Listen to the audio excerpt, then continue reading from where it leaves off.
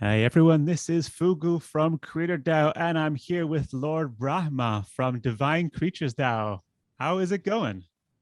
It's going very well. Thank you for having me. Yeah, I'm happy for you to be here because we want to get to know about your DAO and what Divine Creatures is as a project. So, diving right into things, what is Divine Creatures DAO in a nutshell? So Nutshell contains two things. One is a goal and the other one is ethos. And our goal is to have an almost full functionality of DeFi, but we're starting with protocol-owned liquidity and staking and bonding with an NFT twist. And our ethos is to sort of bring together things that usually don't come together. So the sort of seamless integration of incompatible things. Um, to my knowledge, we are the first protocol in sort of crypto space that actually managed to bridge OM forks together to pair OM forks with NFTs um, in this way, because we've had Squid DAO and stuff like that, but we are sort of strengthening this integration. And yeah, that's our idea. And can you tell us something about your team and maybe afterwards how the idea of Divine Creatures DAO came about? Yeah, so our team has 6 people. 3 are full-time developers. They all of them have some crypto experience, but that's not their main proficiency. They mostly worked for banks and data science companies.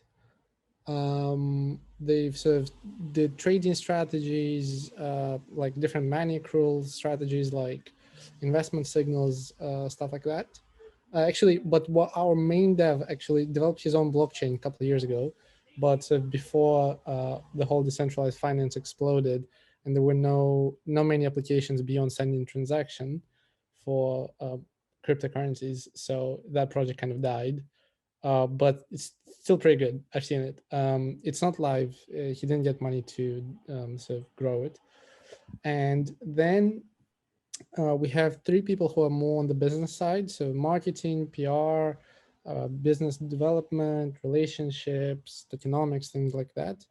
And all of us were playing together with DeFi 2.0 and even DeFi 1.0 with IDOs, like everything for the past 2 years. And we saw this crazy movement of just OM forks popping up every now and again. We just saw, well, they're not different from each other. How about we try to actually innovate it? And we sat together and thought, how can we innovate the actual protocol and slightly change the launch dynamics? And that's more or less how it happened. Were you guys involved firsthand in playing around with some of these DeFi 2.0 protocols like Squid DAO and things like that?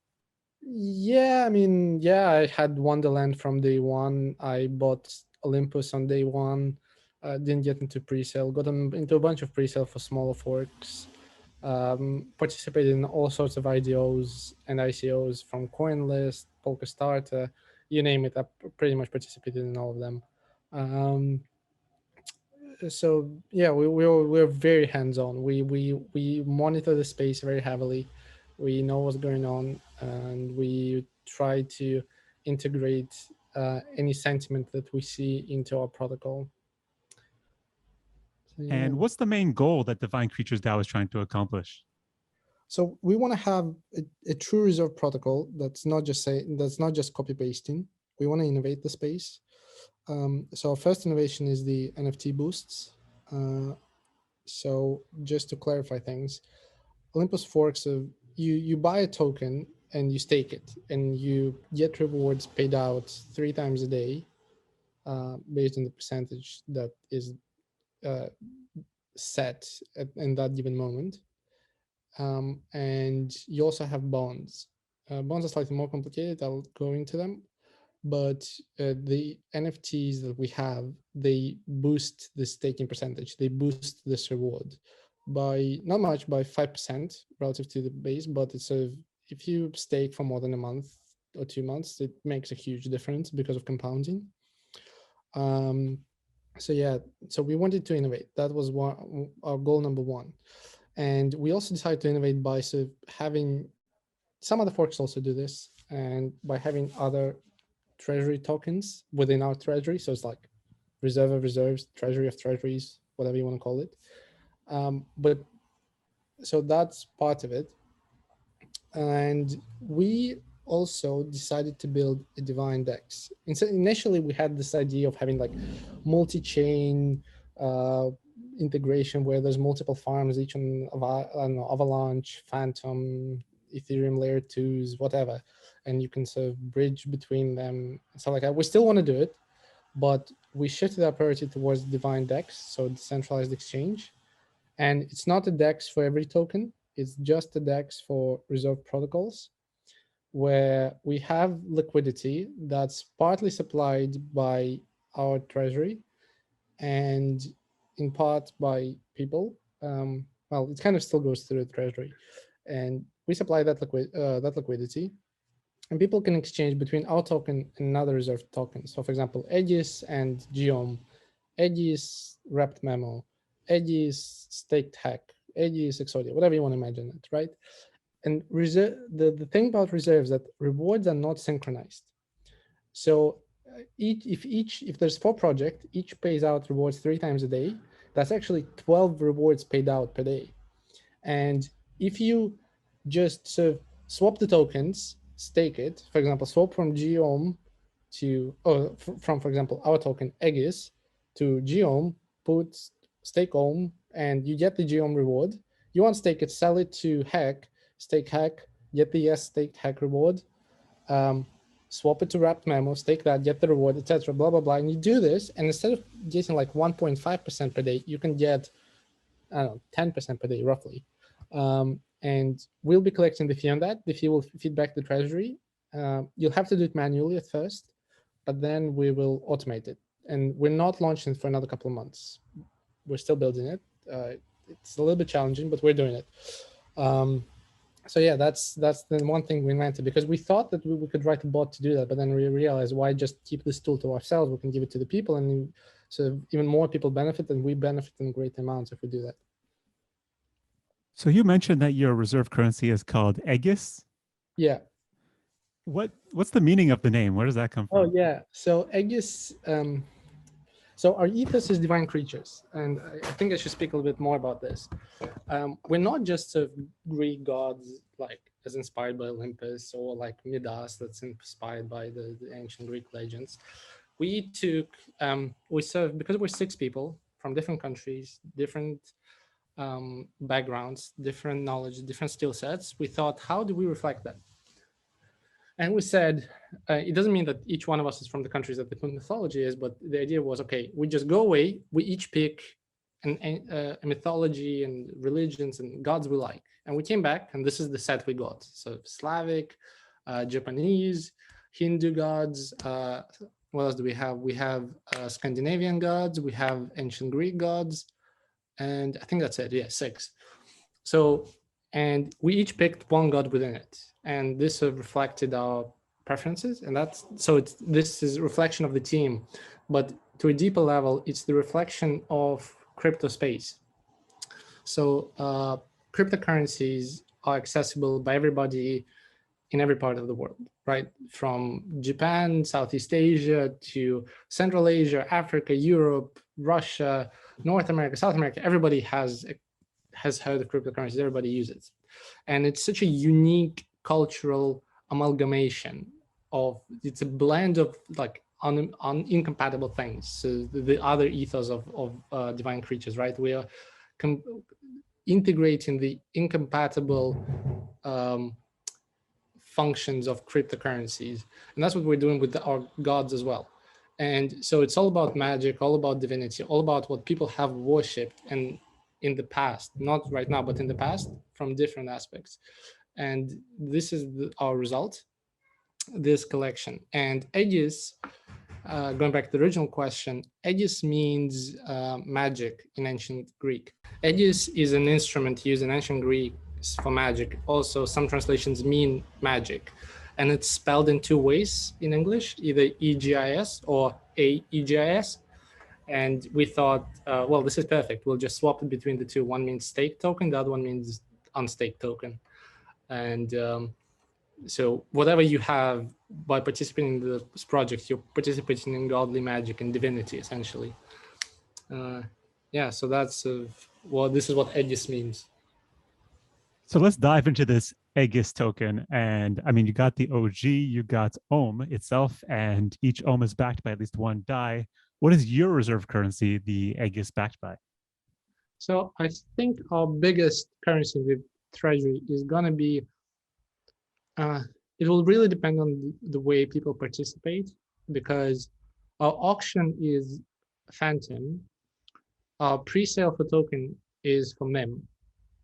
And at the moment, our calculations are that they will have more MEM, but if auction is sufficiently high, we'll have more Phantom. We don't want to swap because it's a bit pain in the ass swapping volume of hundreds of thousands of dollars. So we're just gonna use whatever we raise directly into funding the initial liquidity. And probably Phantom is going to be the dominant one, and we'll probably be back at least one EGIS to half Phantom initially. Probably a slightly bigger ratio, but I'm trying to manage the expectations here. So it's going to be Phantom and MEM, the biggest ones, and we will have very heavy discounts on GOM and Wrapped Memo to raise lots and lots and lots of those into our treasury, and have a treasury of treasuries. But we will have some security and some exposure to normal cryptocurrencies like Phantom and MEM, not just those other reserves, because if they cease to exist, our treasury so does, and we don't know what they're going to plan and do things, but we have some plans to sort of have some security within our treasury. Now, for our listeners that aren't really familiar with the O model, which you took your inspiration from, can you tell us about how the staking and bonding mechanisms work? Yeah, so staking is very simple to understand. Bonding is slightly more complex. Staking is, and those are the two main parts of the protocol, right? It essentially has two functions, stake and bond. Stake means you buy EGIS, wherever you get it, pre-sale, not pre-sale, doesn't matter. You bought EGIS and you stake it. So you put it on our website, on our protocol, and it means you can't sell it, but it means your paid out rewards the proportion to the rates. At the moment, we're looking at probably somewhere around 50, 60K APY, which means you double within a couple of months, something along those lines. Maybe less. I don't remember off the top of my head what's the doubling time. So you get that EGIS in return. And let's say you unstake it and then you can sell it, you got more money, whatever. So the bonds are the second part of Olympus or OHM models, which are slightly more complex. The idea is it's a contract to purchase EGIS at a certain price, but there is a twist. So two twists. One twist is it's at a lower price than is currently set by the market sentiment. So let's say the market sentiment says EGIS costs $2, but we're going to sell it to you at 1.75. And you decide to buy 100 EGIS, so you spend $175 in MEM, 175 MEM. And we will give you your 100 EGIS, but we will give it out to you over the course of 5 days linearly. So at 5 days, you'll have 100%. At day one, you'll have 20 EGIS, etc. And it's paid out 3 times a day at the rebase rate of the staking mechanism. So those are synced. And the twist is you get your EGIS, but the money that you spend doesn't go into the liquidity that is on the decentralized exchange. It goes into the protocol, into the treasury, into the reserve that nobody can spend other than the DAO when the DAO votes to do something with the treasury. And for example, if suddenly the price starts to drop for EGIS because nobody's buying it, we can take the money from the treasury and buy more EGIS into the treasury, so slightly increase the price. Or we can take that money and, I don't know, invest into some position on Earn Finance or on Curve. Whatever we want to do, we can do with it. Some people are doing venture capital with it. It's slightly long term. I prefer farming. Recently, one of the protocols actually bought a Bored Ape with their reserve, which I thought was quite funny. as an investment strategy. They took a vote. Everybody voted. Most of the people said, yes, we want a Bored Ape in our treasury, and they did it. Was that so Squid that's DAO? Yeah, Squid DAO did that. Yeah, I think I They used remember to- seeing that. I thought it's quite funny. I mean, it makes sense. It's like that collection is going up in price, only up. Mhm. At least to Ethereum, and they're on Ethereum, so for them it makes sense. Yeah, so that's the idea. And bonding, the rate at which the bonds are, the discounts, they're kind of like a function of all the bonds that are there, like how many people are bonding, and the slightly manually called BCV ratio that we set ourselves. Yeah, and so we'll have bonds on Geom. So you give us Geom, so the Olympus original token, and we'll give you EGIS, right? So that's how we're going to feed the reserves. And we're going to have Geom memo, but they'll come later. At first, it's going to be Phantom EGIS liquidity provision, MIM, and MIM EGIS liquidity provision. From all of those come from SpiritSwap because they're official partner. Let's say I say to myself, hey, I want to get some EGIS right now. Can I Right. do that? And how will I do that? So right now, like this second, you can't do it, right? We're not launched yet. We're launching in a week and a half. Well, it's not launch, it's the auction start. So one aspect we decided to innovate is the launch. We came up with something called initial NFT offering. So it's resembles, if you remember, like IPOs or IDOs, ICOs, whatever. So this is the next step in it. The idea is the following. We have an auction, completely public, accessible auction to anybody who has a Phantom Opera chain on, sorry, Phantom Opera network, and just can go to rton.io and they can bid if they want to. We're not restricting anybody. The idea is you bid on an NFT that we've created. And the NFT has so many good perks, and it will have even more in the future. I can't say what, but it will. It will. I guarantee you. You should really hold on to your NFTs that you get from us.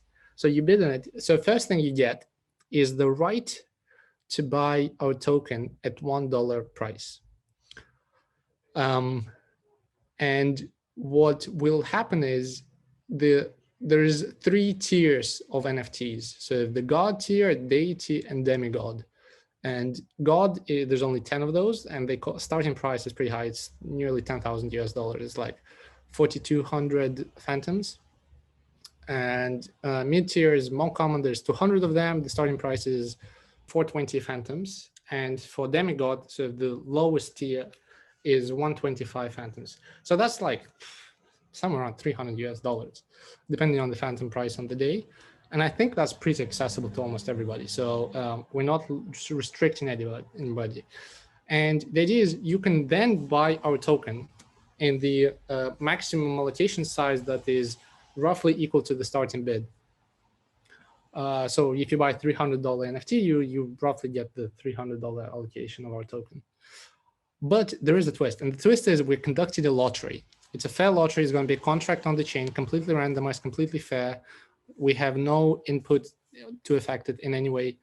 And what it will do is there's 3 different prizes to it. So the top prize, it will be to 10% of NFTs within each tier. So lottery is not across tiers, it's within. And the top prize is token airdrop. So you bought the NFT, you don't need to pay anything else. That's it. You got the token and you're happy. The second prize is it's a 50% increase of the maximum allocation. So let's say you bought the 10,000, well, let's go with a cheap example. You bought the $300 NFT and it has a $300 allocation, and you got the gold, the second best prize, which you call silver, and you got 50% increase. So it becomes $450 US allocation of EGIS. And then we have the third prize, which is $25 US allocation increase. And then the fourth thing is you don't get anything, but you still can buy our EGIS. So those are the main things. And this is the maximum allocation. So if you buy an NFT, if you want, you can just invest $1, right? There's no minimum amount you have to spend on buying our EGIS. It's completely up to you. But the maximum is set in our spreadsheet. But you'll have to buy it for MIM. I think details will be more clear close to the auction, so once people get more familiar with it. So this is the first set of bonuses. The second set of bonuses is the staking and bonding boosts, like I mentioned before. So if you got that NFT, you got your EGIS, and then you decide to use the protocol, if you have a top tier NFT, you have a 5% staking boost and a 5% bonding boost.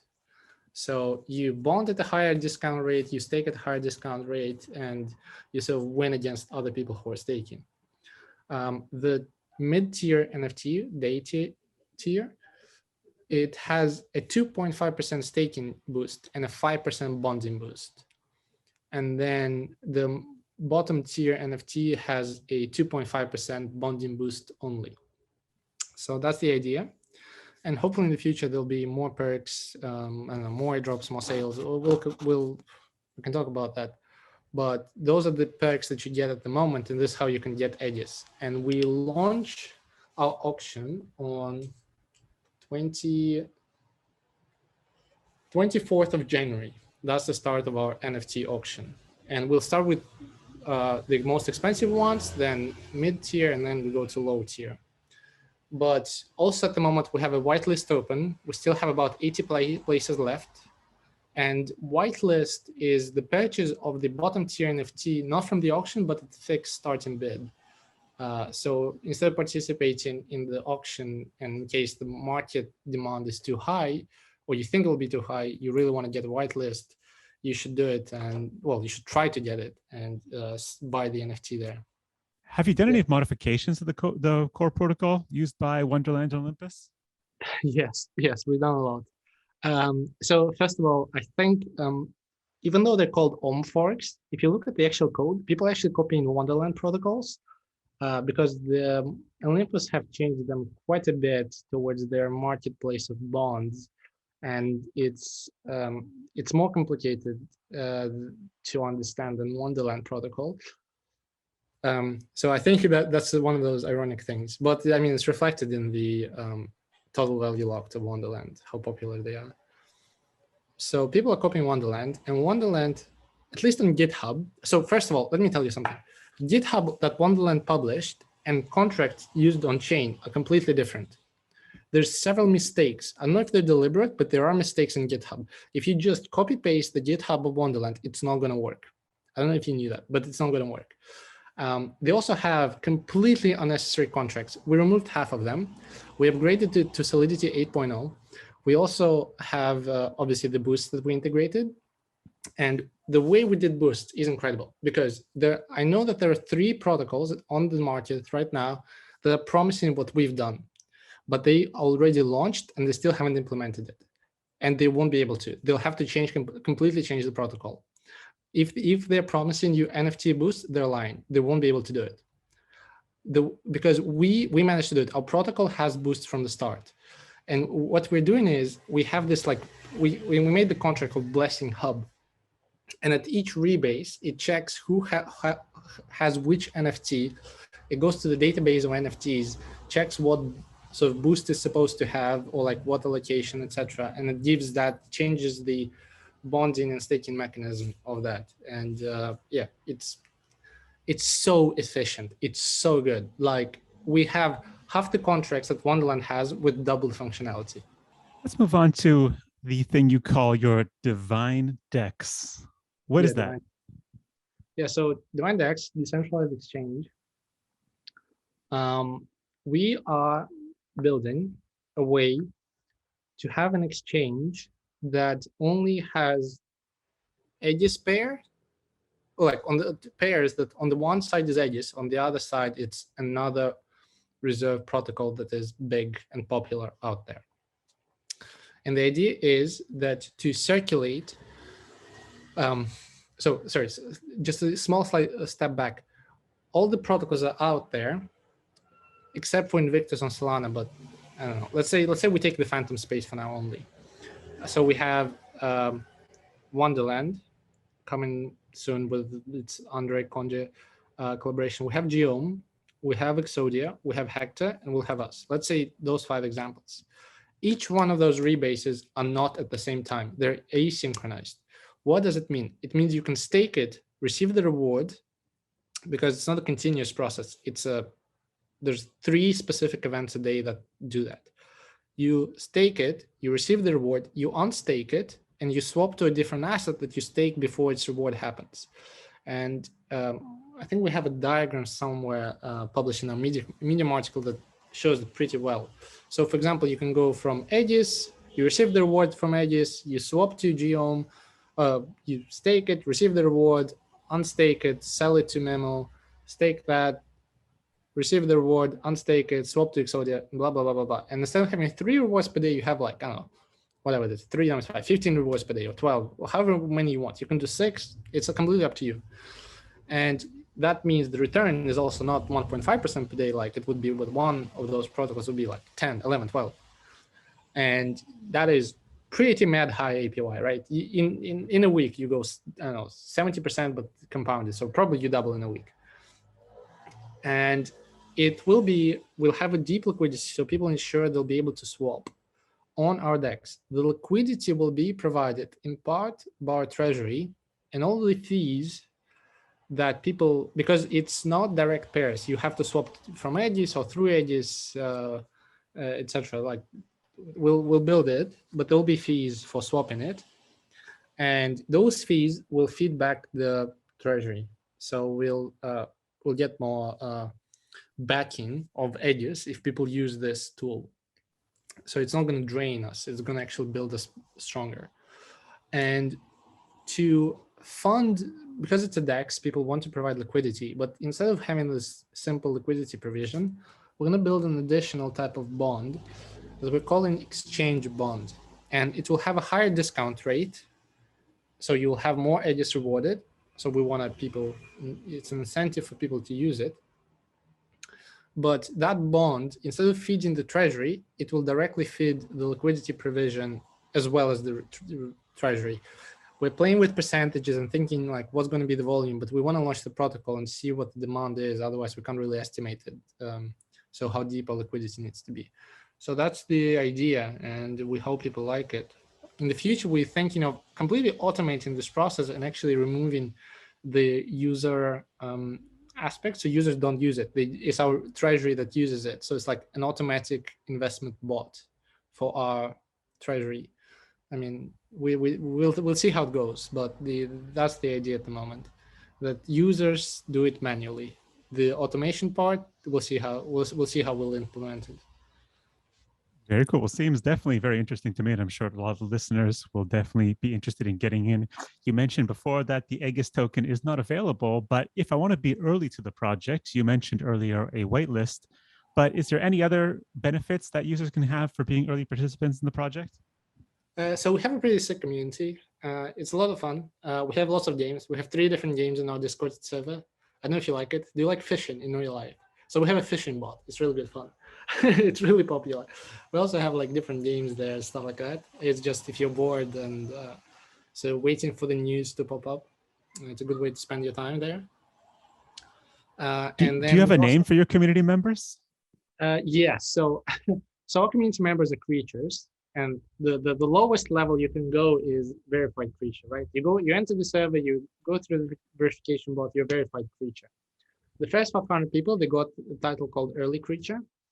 And then from there, it goes on absolutely crazy. Like, let me pull up the full list. We have, so server settings, roles, right. So verified. And then we have avocative creature or avocative creature. So avocation hobby. So it's people who talk about their hobbies a lot. We'll give them this title. If you invite lots of people and you're very social, you get the social creature role. Then I mentioned the early creature, and if you gave us the nitro boost in the server, you become sacred creature. We thank you for that. We also have a command !bless in the server, and sort of just people bless, because, well, that's the modification of our protocol, and that's what divine gods do. So if you bless, if you bless hard enough, you become a blessed creature. Given out randomly, more or less. Like not randomly, but like proportional to the number of blesses you've given. Then we conduct quizzes on our Twitter. They're hard. Some of them are really hard. There was a 48-hour one where 50 people participated, not a single correct answer. Some people would give 3-5 answers, like it was absolute chaos. So if you win it, you get a whitelist. But if you just answer correct, the win in there is you have to be the first one with the correct answer. But if you just give the correct answer, but you were like 5 minutes too late, we give you sagacious creature. So like you fill wisdom and stuff. And if you also implement certain suggestions, like give certain suggestions in the Discord, we also give you that title. Then I mentioned you the fishing game. We have the Shikari creature, which means hunter. So if you hunted enough, fished enough, you get that creature. And then if you blast something like more than 1,000 times, I don't know, something crazy, you get sanctified.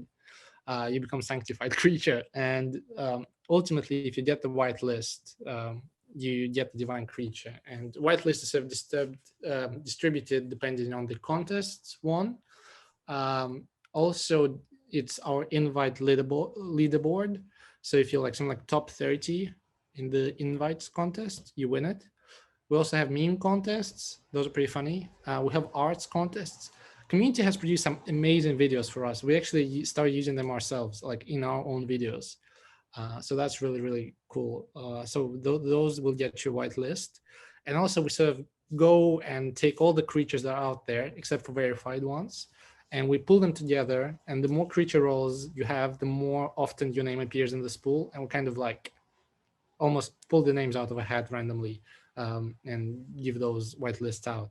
But sometimes we give it to just very active and helpful members. Also, our moderators, they also get whitelists. So if you're super active, super helpful, we'll make you a mod.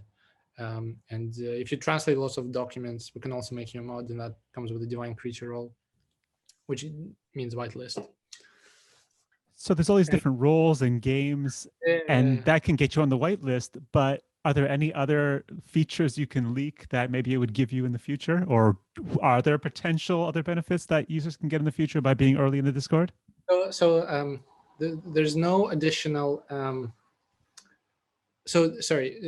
some games in our Discord server are accessible only to certain creatures. So that's one thing.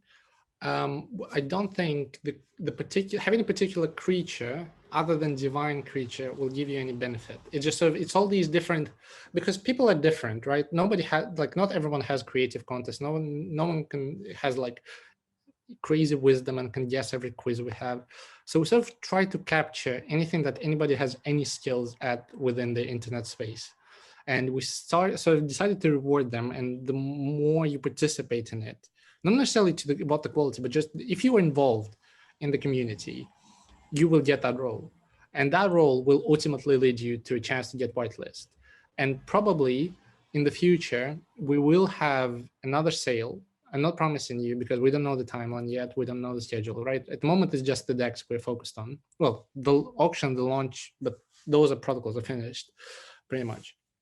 We're focusing ourselves on the DEX and see when we can roll it out. But after that, we will think about certain benefits that we can give to members who receive those creature rolls, and we'll probably still be giving out to them. And it will be some other form of whitelist for a second NFT sale, something along those lines. But at the moment, I can also tell you this. If you have an NFT, other than the rewards outlined here, you will probably have lower fees in the DEX. We're just thinking of how to do that. But that's another idea we have. Can you just talk for a moment about the security of your platform? Also, your multisig, a code review, maybe something to do with KYC? Yeah, so code review, we're just finishing like simple contracts like token pre-sale and lottery. And once those are finished, we'll publish them all on GitHub, and we'll do a code review with one of your guys. You guys recommended somebody. In terms of, so that's our code review. We just sort of want people to, it's not out of that we're worried that it's not secure. We know it's very secure. We've tested it a million times. It's more the fact that we want people to recognize what we have achieved with it. In terms of other security precautions, we're not doing KYC. I think KYC is bollocks. Like, I can name a dozen projects off the top of my head that had done KYC and then they rug pulled or stole money or did something, and there were no repercussions for them. then we're not doing official doc review like rug doc or whatever. Those are also a waste of money. I've seen rug pulls with projects. I honestly, I do believe that if you are doing a rug pull, you're more likely to get a rug doc than a project that's not doing a rug pull. But I don't know. It's really strange. I don't understand this market sentiment. Why people paying for that? So we are doing a multisig, and our multisig is going to have at the moment 4 people. We're negotiating maybe a 5th person, but it's probably going to be just 4. 2 people from the team, 2 outsiders. 1 person is Theo from County Capital, Crypto the Twiler. I hope I pronounced it correctly. From from County Capital, which is a venture capital on chain. They buy projects on chain. I think you guys have some contacts with them. Yeah, Gabriel Haynes is connected to them. Yeah. Gabriel is in the county. So so he's a public person. He's on the multisig. And a 4th multisig person is the lead of SpiritSwap. I don't know if he's doxed or not. I'm just going to be calling him lead or her. So yeah, it's the lead from SpiritSwap. And we will have probably a quorum of 3 votes to do anything out of 4. Just in case, this is just as a precaution in case somebody loses their ledger. But that's the idea. And yeah, we have SpiritSwap on multisig, and I think that's more than sufficient security precautions for anybody. We can't do anything. We can't take your money unless SpiritSwap and Theo say, yeah, let's steal the money and divide it between 4 of us. But I doubt they'll do it. I know that's a bad joke, but the reputation, they're well-known people in the space, and the reputation of themselves and their organizations is also on the line, right? Yeah, I mean, SpiritSwap is crazy. Like, SpiritSwap is going to overtake SpiritSwap in a week. I guarantee you. I think the token, the return on investment of their Spirit token is already higher than for Boo. I'm not sure whether total value lock they've surpassed. Yeah. So well, obviously, with SpiritSwap on the multisig, you guys have some sort of partnership with them. Can you tell us about how you got involved with SpiritSwap and what's the nature of this partnership? They have an advisor on their team. He's an influencer. And I have a good mutual friend with him, and he introduced me to him, and then he introduced me to SpiritSwap.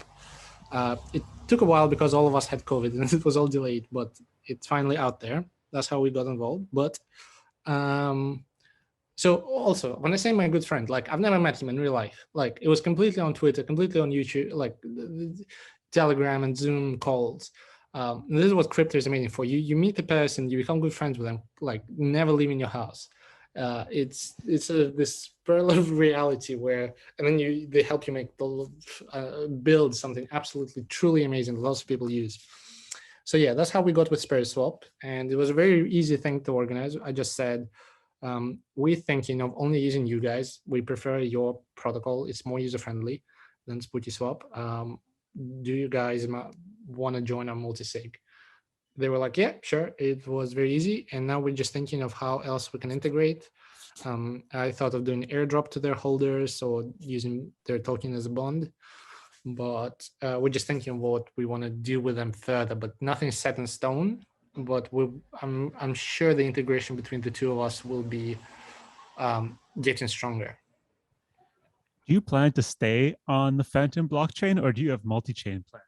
No. So the initial idea was to be completely multi-chain. I wanted to launch on 4 chains at the same time. My devs cursed me and said, "Fuck no, we're not doing that."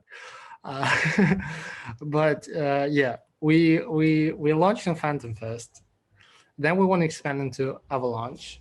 But I don't know. Phantom is so undervalued that it probably will get the momentum, and like we won't even need Avalanche. But we want it to be multi-chain and cross different ways of doing it. And yeah, so we'll probably launch an Avalanche. Initially, we wanted to launch an Avalanche and then do the DEX. Now we're thinking we'll do the DEX and then we'll launch an Avalanche. And from there, we'll probably also do Ethereum layer 2. Maybe then Ethereum 2.0 comes out and we'll do Ethereum layer 1. We'll see how it goes.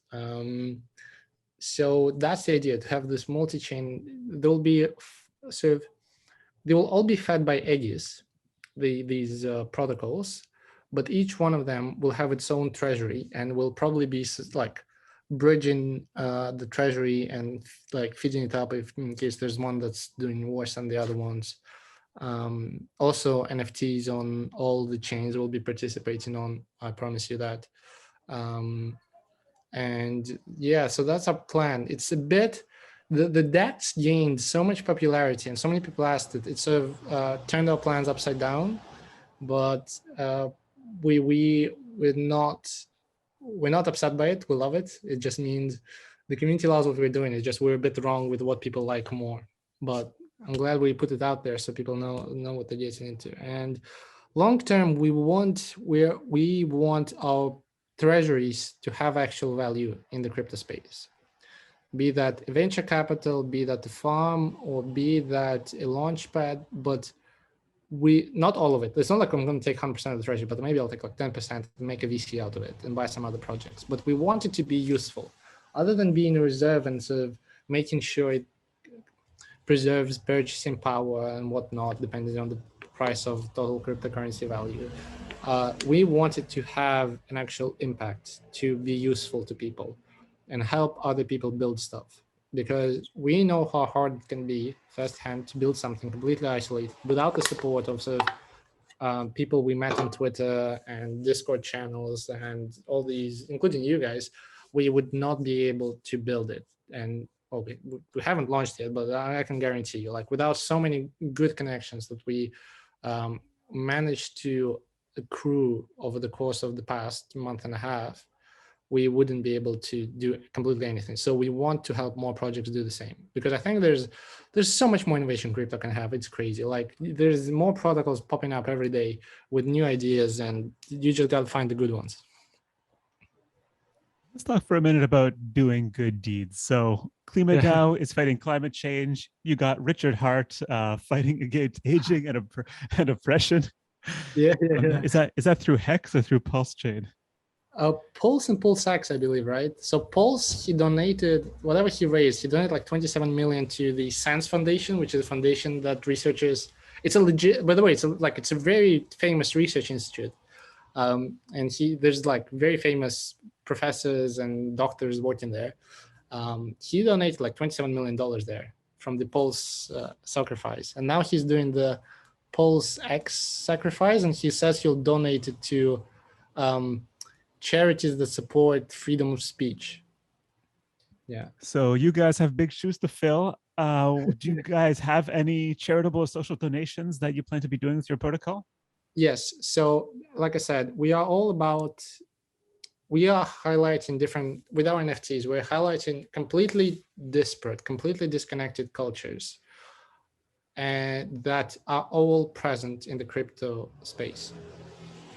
And we believe, and crypto is a financial instrument, and we have seen that when, I won't be specific, but we've seen in the history of the last 1,000 years, when certain financial instruments become too strong, they start to destroy other cultures.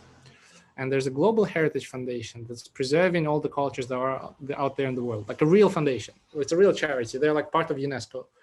And they take cryptocurrency donations, and 10% of everything we raise with our pre-sale and auction, we will donate to them.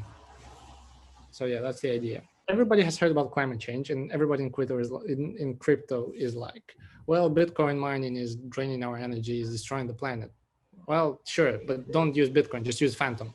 Like the whole blockchain, it's like consumes less energy than one household, right? It's crazy how good Phantom is.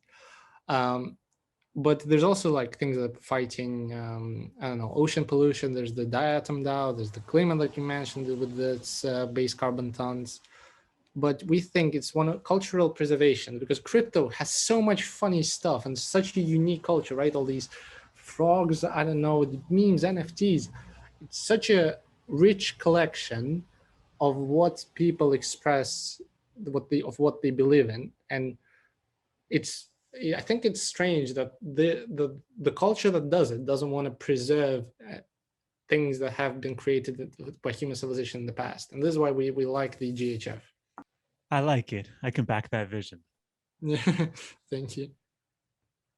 What about the long-term vision? Like, I mean, first of all, what's your roadmap? What's your roadmap like for the next 3 to 6 months? And then where do you see the project going past that? So if if it's like in short terms, it's DEX, then cross-chain expansion, and then building real stuff without treasury. And building real stuff without treasury is where we can get creative. We can build a lending protocol, we can build the venture capital, whatever. We're not set in stone, but we like to stay flexible with what we do.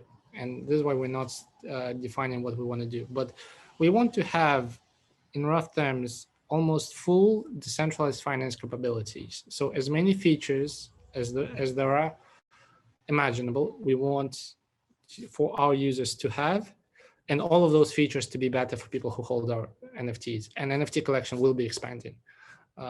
Yeah, I promise you that. We don't know yet if it's going to be the same artist or we'll hire more artists, but we will be expanding the NFT collection to enable people to use decentralized finance tools that we offer in slightly boosted way, because I think nobody really does it. Like, we were inspired by Superfarm to do this in part, but he didn't implement it for 3 months after his NFTs were live.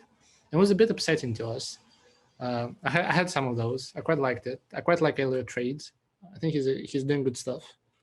But it was a bit upsetting because I think it's just so hard to do, and yet we managed to do it so simply. I don't know.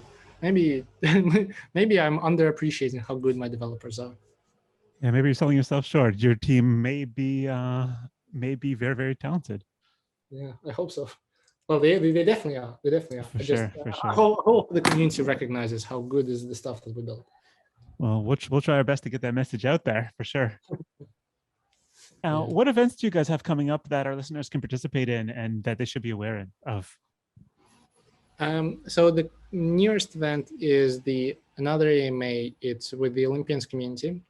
They're a bit smaller than you guys, I think, in total reach, but they're very dedicated to Olympus protocols. So that's why we wanted to be with them. It's going to be on Friday, 15th of January. That's not changing the schedule. We'll still be there. So yeah, so you guys really should tune there. They ask really good questions. They have lots of experience with Olympus protocols. Some of their founding members been part of Multisigs on different protocols and helped build them.